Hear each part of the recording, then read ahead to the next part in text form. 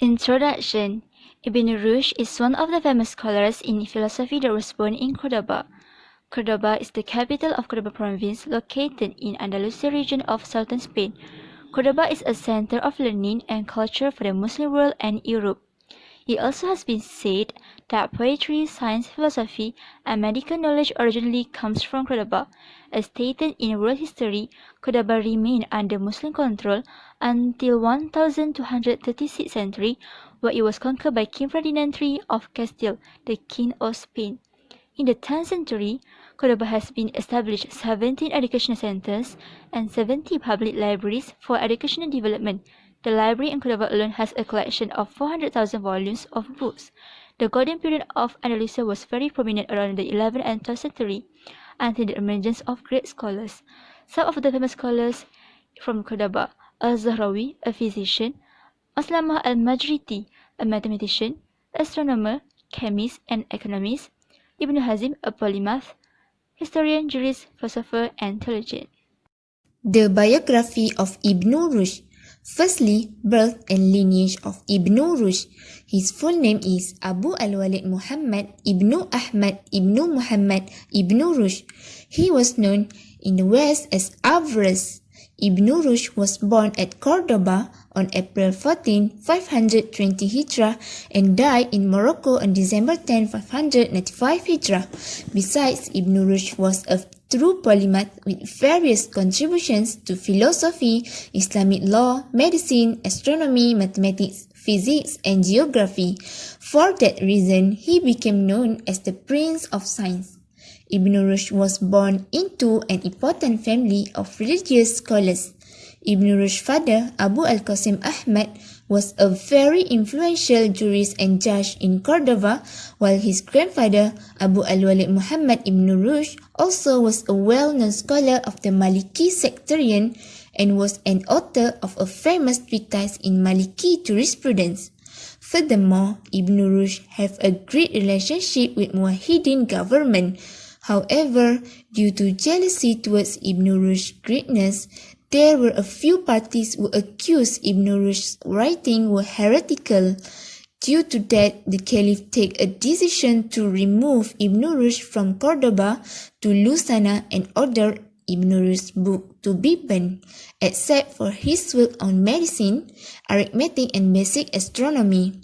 However, after some prominent people succeed in convincing the Caliph about the purity of Ibn Rushd from those accusations, he was released, but soon the accusations as before happened again, and this time Ibn Rushd was exiled to Morocco and he spent the rest of his life there until his death on 10 December 1198. The death of Ibn Rushd considered as a big loss for the government and Muslims in Spain. Secondly, upbringing and education of Ibn Rushd. Ibn Rushd was born and raised in a family of faith scholars who loved knowledge very much. It can be said that his family background became one of the factors that greatly influenced the process of forming Ibn Rushd's intellectual level. This was proven when Ibn Rushd once together reviewed the Kitab al-Muwatta of Imam Malik with his father until he could memorize the book. Ibn Rushd has shown his interest in knowledge from the beginning by gaining various knowledge, because at a young age Ibn Rushd learned various disciplines such as Al-Quran, Hadith, Fiqh. Besides, he also studied mathematics, physics, astronomy, and logic. Then, after growing up as a teenager, Ibn Rushd decided to seek and gain knowledge with the famous jurist in Andalusia. He began to study the philosophy with Abu Ja'far Harun at-Tarjali and studied medicine from Abu Marwan Abdul Malik bin Jarbul. While studying philosophy, Ibn Rushd greatly admired Aristotle. Most of his works contains his commentaries and explanations on the works of Aristotle. Therefore, his diligence in seeking knowledge from the jurists has made him a great scholar in various disciplines of knowledge.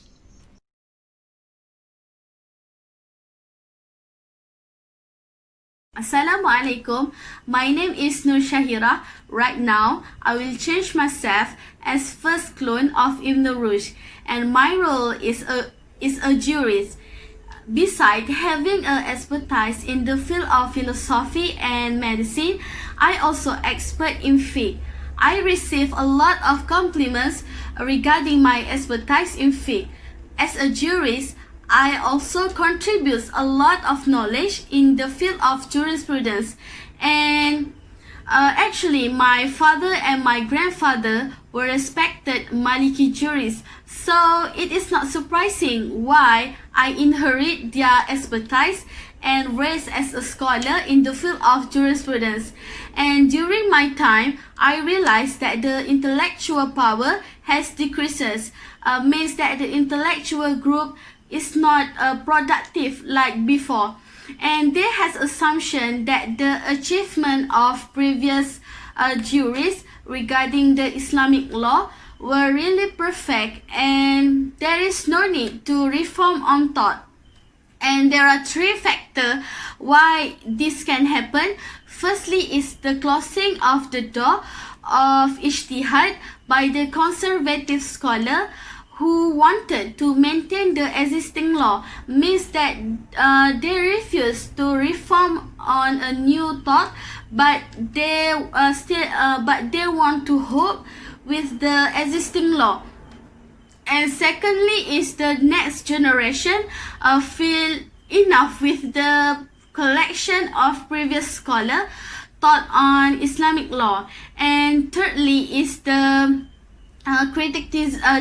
fanaticism or obsession in mazhab cause the scholar tend to defend their respective mazhab. And by witnessing this issue, I feel responsible and concerned to solve this problem. So I respond this issue in my writing, namely with Bidayah al-Mujtahid wa Nihayah al-Muqtasid. Even though I have a lot of book in the field of jurisprudence, but this book is the most famous and the best quality compared than the other book in the field of jurisprudence. And regarding the Islamic law, I give my opinions that the Islamic law must come from two sources, which is Al-Quran and Sunnah.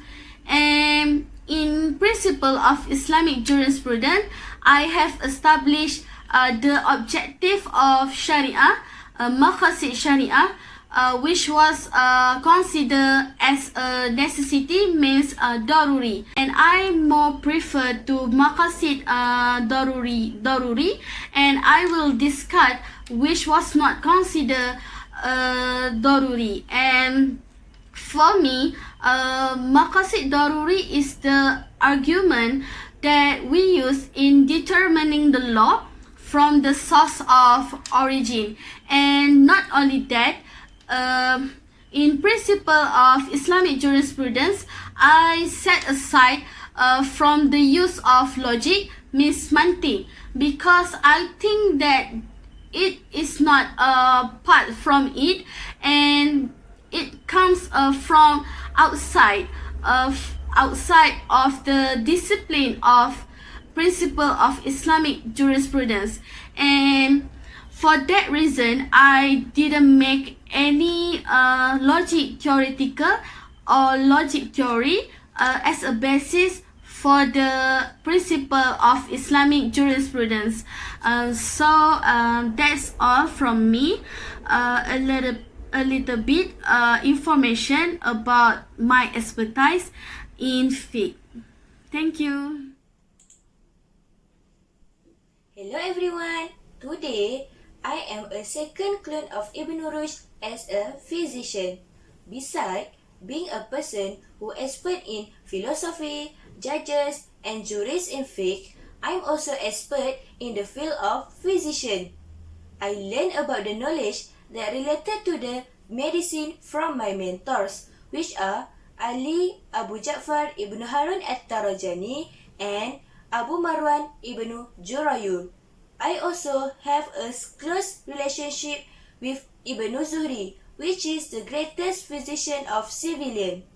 I have one book of medical that was written between the year 1153 and 1169 entitled as Al-Kulliyat fi At-Tib.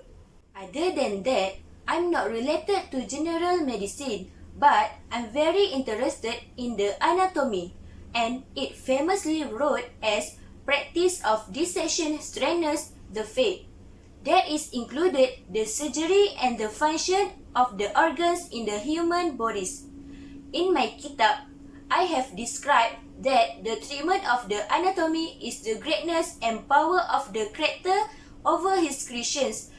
It can be seen through the study of human bodies. However, I'm also relied on earlier manuals such as Ar-Razi and Ibn Zuhri in my anatomical description. Apart from that, in neurology and neuroscience, I was the person who introduced the existence of Parkinson's disease and photoreceptor link to the retina and its functioning into the eyes. These were accepted in the world of medical. In neurology, I was among the first person who prescribed medication for sexual problems and erectile dysfunction. I have used several methods of therapy to treat the patient with that disease, including the single drug method, where a tested drug is prescribed, a combination method of either a food or drug. In addition, some of patients also treated through a topical and transitional methods. As a conclusion, my medical work can be considered closer to Renaissance medicine than medieval medicine due to my achievement in the philosopher and thinker. Besides, I known more as a philosopher and theologist than a physician. But my book of Al-Kulliyat fi At-Tib in medicine, there is stand no comparison between Continent of Ar-Razi and Canon of Ibn Sina. So now guys, I become a clone of Ibn Rushd and married today as a philosopher and theologian. So think of me as a Ibn Rushd even though I'm a female. So I have been considered and known as one of the greatest philosophers in Islamic world in 12th century. I learned philosophy with Ibn Bajjah, who was a great philosopher in Europe who known as Avipas in the West. When I'm 37 years old, I was invited by the government of Al-Muwahhidun in Morocco to help them establishing Islamic educational institution, where at that time I got to know with a renowned philosopher and astronomer Ibn Tufal and having a very close friendship with him. Now I will tell you guys how I got to be a famous philosopher. My philosophical model is Aristotle, who was a famous Greek philosopher.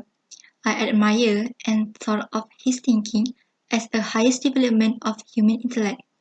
I could understood, interpreted, and discuss analytically on his words compared to my predecessors and contemporaries.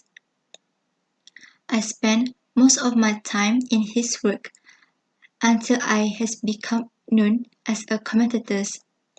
As a result, my comments and criticism on his work has made me a well-known philosopher. I also review many of works by Muslim scholars such as Al-Farabi, Ibn Sina, Ibn Bajjah, Al-Ghazali. Most of my comments and their works has been translated into a Hebrew and Latin language, who at that time the original works is in Arabic languages. I am considered to make a lot of contribution in philosophy. One of my contribution is that my commentary on Aristotle's philosophy make a great influence in European scholars until I have been known as a Averroes. In Sharia, I contribute my theory regarding the harmony of religion and philosophy. I have formulated harmonization of religions and philosophy without combining them or eliminating their differences. In the Middle Ages, my rational thinking has educated and liberated European people. out of the Dark Ages towards the era of rapid industrial development. So that's all from me. Thank you.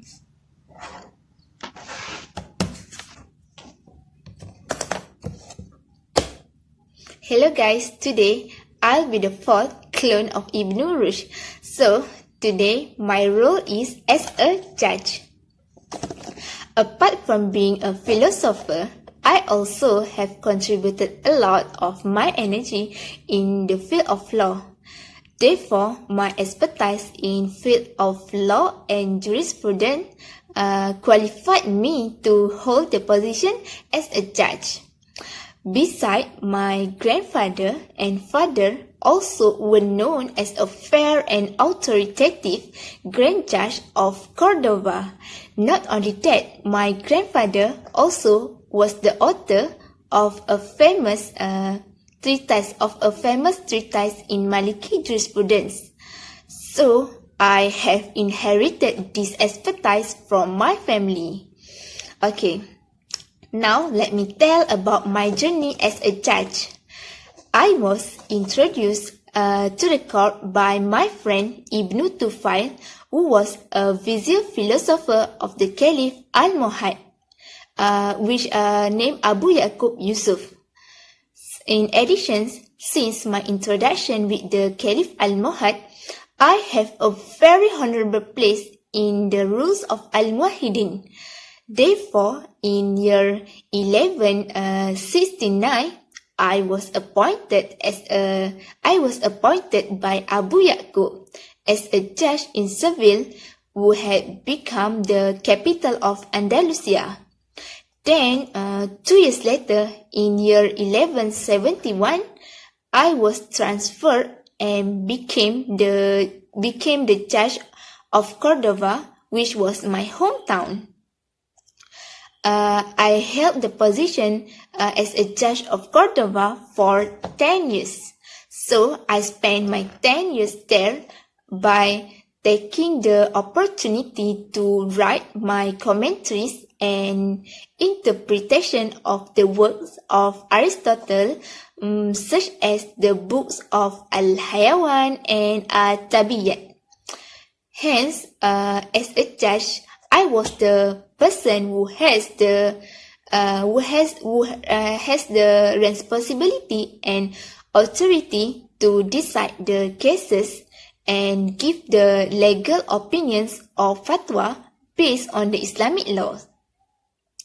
After that, in year 1179, I then was appointed again as a judge in Seville for the second time. Before I was called back to Marrakesh to work as a personal physician for the Caliph there to replace my friend Ibn Tufail.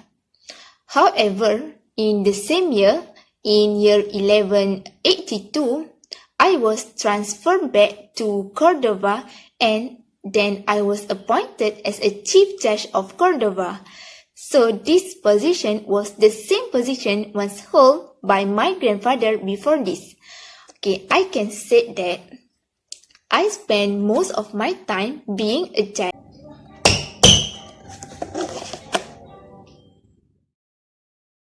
Now, let's move to Ibn Rushd's work. According to Ernest Renan, who traced Ibn Rushd's work, he identifies 78 books, which is included 28 works on philosophy, 20 on medicine, 8 on law, 5 on theology, 4 on astronomy, 2 on literature, and another 11 pieces in the other fields. His writing has spread more than 20,000 pages, and the most popular is deal with philosophy, medicine, and jurisprudence. The following are some of his famous work in several of fields. In philosophy, Tufahut at-Tahafut was written by him in response to Al-Ghazali work. And he also writes many books about the question of theology, and he tried to use his knowledge of philosophy and logic. Other than that, his book on jurisprudence is Bidayah al-Mujtahid wa Nihayah al-Muqtasid. This book is the best book on Maliki school of fiqh, and it was completed by Ibn Rushd in 1188th century while he serving as a chief judge in Cordoba. In medicine, he's well known with book Kitab al-Kulliyat fi at-Tib, which was written before 1162 century. The Latin translation was known as Colligate, and in this book he has explained on various aspects of medicine, including the diagnosis, cures, and the prevention of disease. All of his medical books that he produced are still applied, practiced, and as a reference until now. Then, in astronomy, he has wrote a treatise on the motions of the sphere. The book of astronomy is Kitab fi Harakat al-Falak, and he credited with the discovery of sunspot. So the work that produced by him and his idea that covering various fields have played an important role in educating people, which is a very valuable and useful.